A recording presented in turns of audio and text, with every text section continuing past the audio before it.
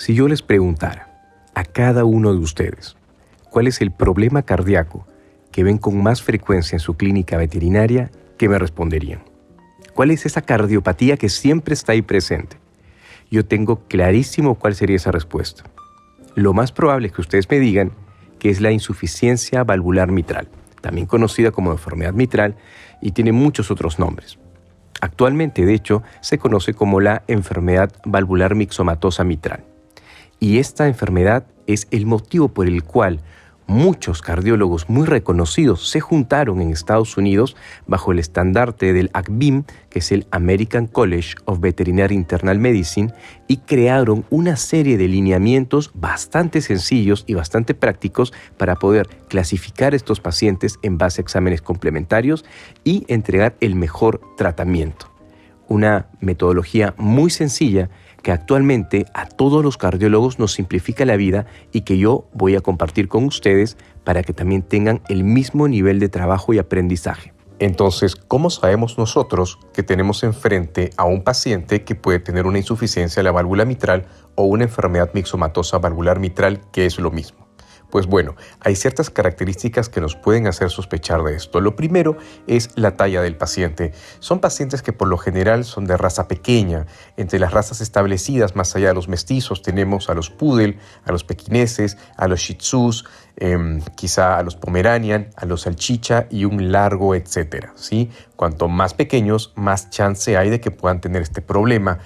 Siguiente, la edad. Son pacientes que ya tienen cierta edad. Esta es una enfermedad adquirida y en mi experiencia son pacientes de 8 o 9 años en adelante. El 75% a 85% de pacientes de más de 13 años de edad ya tienen una cardiopatía instalada. Y si son de talla pequeña, si son de raza chica, es muy posible que este problema sea una enfermedad mixomatosa valvular mitral. Lo siguiente es la reseña clínica. Son pacientes que por lo general van a venir por tos, van a venir también por desmayos, es otra gran posibilidad. Y lo tercero, dificultades respiratorias o disminución de la tolerancia al ejercicio.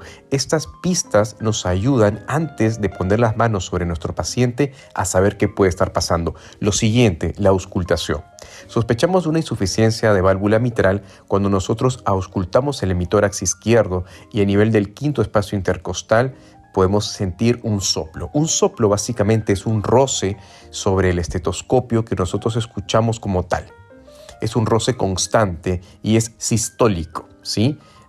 Se presenta durante la sístole y algo que me gusta hacer muchísimo es siempre que ausculto a un paciente pongo 2 dedos sobre la arteria femoral. Siempre tiene que haber una correspondencia entre el loop-dup y la pulsación femoral y es de 1 a 1, es decir, loop-dup, pulsación femoral, loop-dup, pulsación femoral, válvulas, pulsación femoral, siempre. Siempre. Si nosotros encontramos una discordancia entre estos sonidos que estamos escuchando y lo que estamos percibiendo a la palpación de la arteria femoral, podemos sospechar de una arritmia, ¿sí? Pero para volver a lo nuestro, todos estos elementos nos pueden hacer sospechar de que tenemos un paciente con una insuficiencia de válvula mitral o enfermedad mixomatosa valvular mitral. Por lo tanto, es momento de poder realizar estudios complementarios. Eso es muy importante. La clasificación ACVIM no solamente se basa en que nosotros hemos revisado y auscultado al paciente,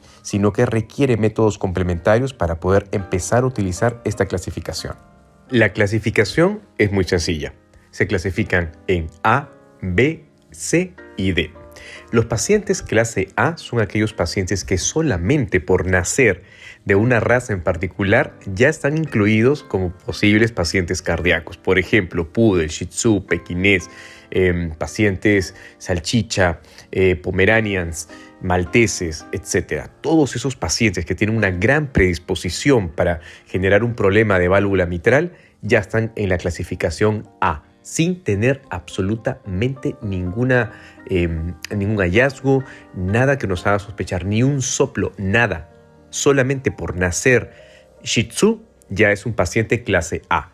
Y a este tipo de pacientes se les recomienda un chequeo cardiológico periódico. Sería ideal que fuera cada año. siempre, desde el nacimiento del paciente, porque hay cardiopatías congénitas, y hacia adelante, porque en algún momento hay una gran probabilidad de que se pueda desarrollar un problema cardíaco. Entonces, los pacientes clase A son aquellos que solamente por nacer ya se incluyen en la clasificación ACVIM, ya que pertenecen a una raza predispuesta. En estos pacientes no hay que entregar tratamiento, sino solamente medicina preventiva a través de estudios cardiológicos que nos permitan cada año hacer seguimiento de su corazón. Los pacientes clase B son pacientes que ya tienen un problema en la válvula mitral y ya van a presentar un soplo, debido a que esta válvula no va a cerrar bien, y al no cerrar correctamente va a haber un jet de sangre que va a regresar del ventrículo hacia el atrio y va a generar una turbulencia.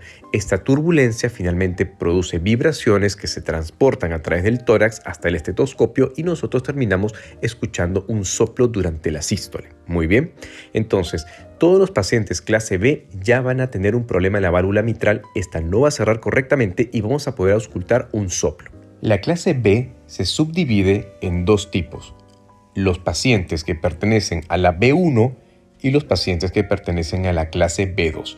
Es muy sencillo.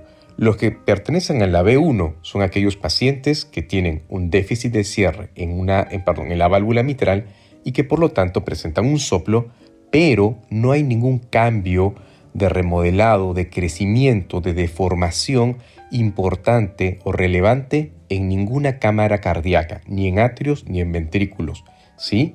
Tenemos el soplo, tenemos por lo tanto la insuficiencia en la válvula, sabemos o sospechamos que es la mitral.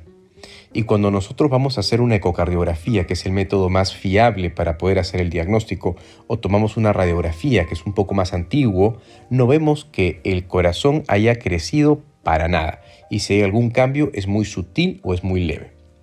Ese paciente va a ser un paciente clasificado como ACVIM B1. Muy bien.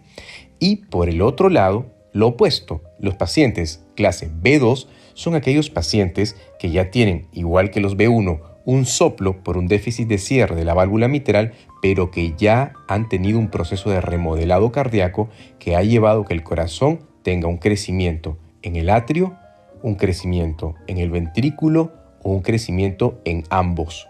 Pero el corazón ya se ha deformado, ya no está del mismo tamaño o muy similar a cuando nació. No, los pacientes B2 tienen la gran diferencia de que tienen un corazón un poco más grande o bastante más grande que los pacientes B1.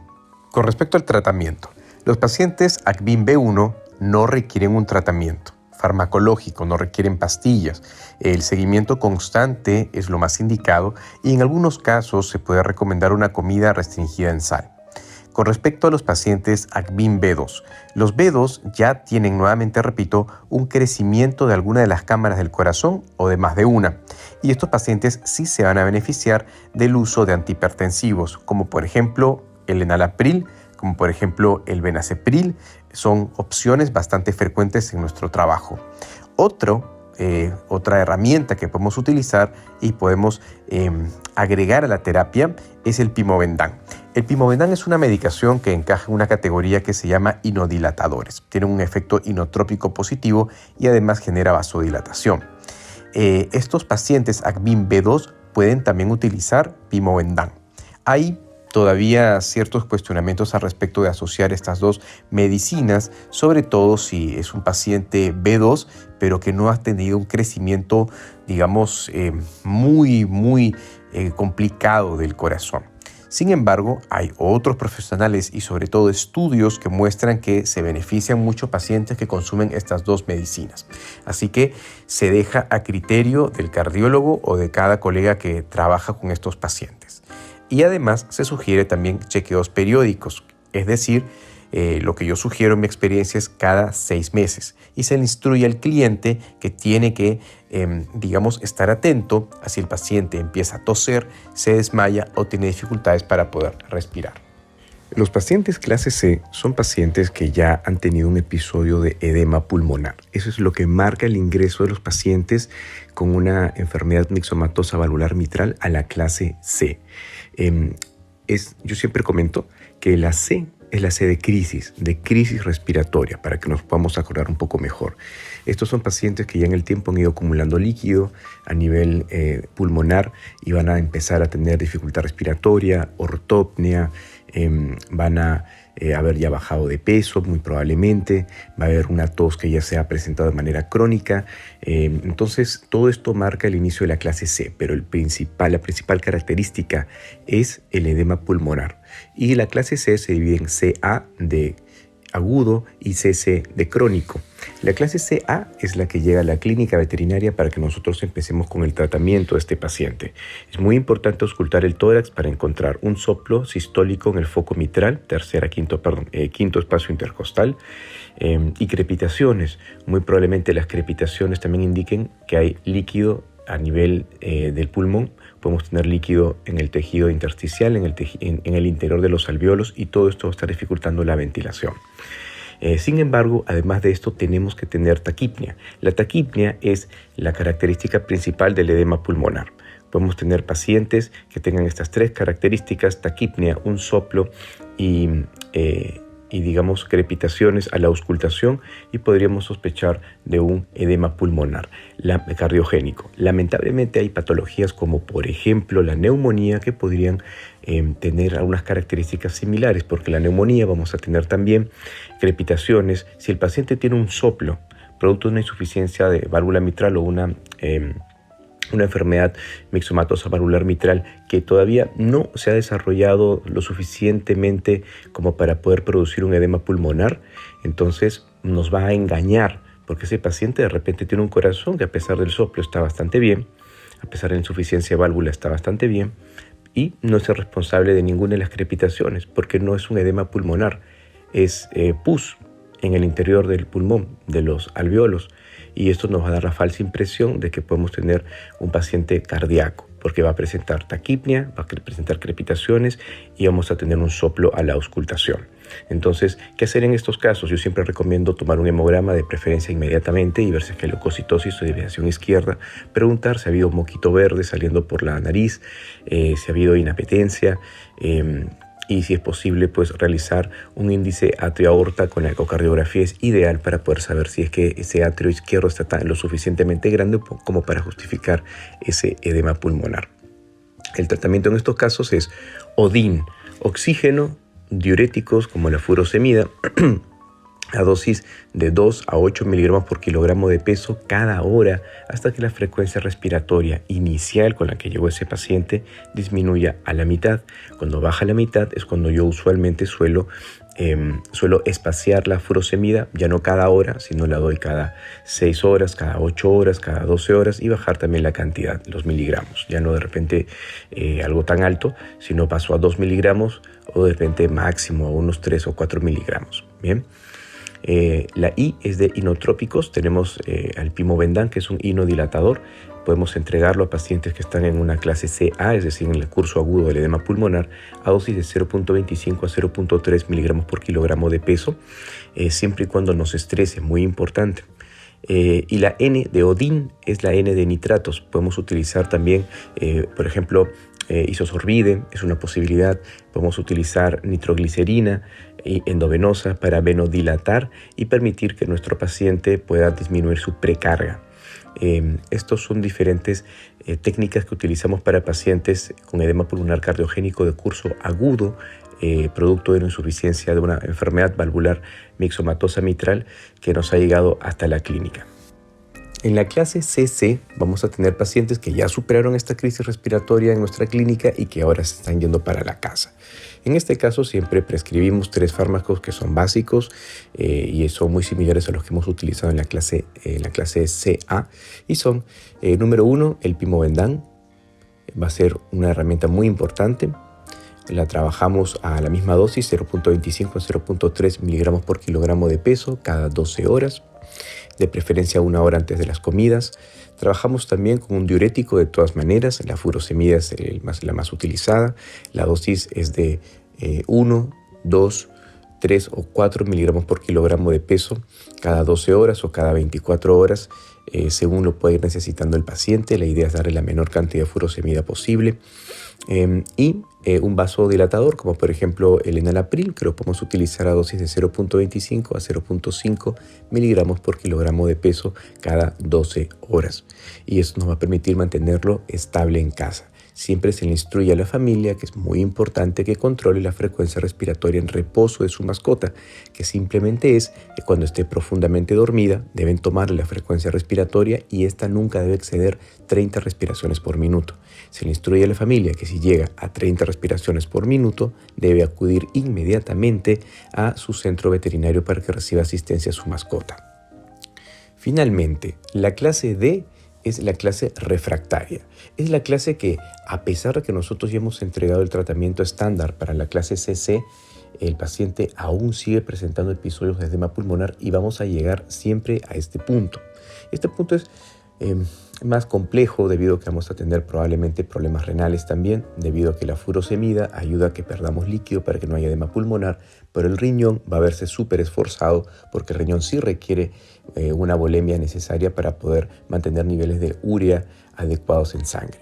Entonces, este es el eje cardiorrenal y es la fase final de los pacientes cardíacos con una enfermedad mixomatosa valvular mitral. Entonces, ¿qué hacemos en este caso? Nosotros vamos a ir prescribiendo dosis cada vez más altas de furosemida. Vamos a poder prescribir 2 miligramos mañana, tarde y noche. Vamos a poder prescribir 4 miligramos mañana, tarde y noche de furosemida. Vamos a poder elevar el vasodilatador, el enalapril, por ejemplo, vamos a poderlo elevar a 0.5 o hasta a 1 miligramo por kilogramo de peso cada 12 horas. Vamos a poder trabajar con un segundo vasodilatador, tal vez como el amlodipino, es otra posibilidad. La furosemida ya lo comenté. El pimobendan también es muy posible que lo elevemos de 0.25 hasta 0.5 miligramos por kilogramo de peso cada 12 horas. Eso es, digamos, es parte de la experiencia, no está dentro de las indicaciones de los laboratorios, pero se ha utilizado ya en muchas ocasiones con muy buenos resultados. Y algo muy particular que me gusta hacer a mí es empezar a conversar con los clientes para que ellos puedan aplicar la furosemida vía subcutánea. Esa es otra posibilidad. La furosemida vía subcutánea se absorbe mejor a la misma dosificación y permite una mejor diuresis aplicada vía subcutánea. Así que es otra cosa que yo recomiendo mucho. Finalmente tenemos a la toracemida, que es un diurético que tiene 10 veces el poder de la furosemida y se utiliza también para estos pacientes a dosis de 0.3 miligramos por kilogramo de peso cada 24 horas. Básicamente esto es lo que corresponde con este tipo de enfermedad. La monitorización de la frecuencia respiratoria en reposo es muy importante para que la familia nos mantenga informados y la idea es que no nos llamen, sino que inmediatamente cuando lleguen a 30 o pasen de 30 respiraciones por minuto, vengan a nuestra veterinaria y comentarles, ¿no?, que es importante valorar cada momento que pasan con sus mascotas porque son mascotas que tienen un problema cardíaco que va a ir desarrollándose en el tiempo. Si hay alguna duda o pregunta, con mucho gusto voy a estar dispuesto a poderla absolver. Les agradezco mucho a todos los muchachos de VetCast por invitarme, por permitirme compartir lo que hago todos los días en cardiología. Ha sido un placer. Que estén todos muy bien.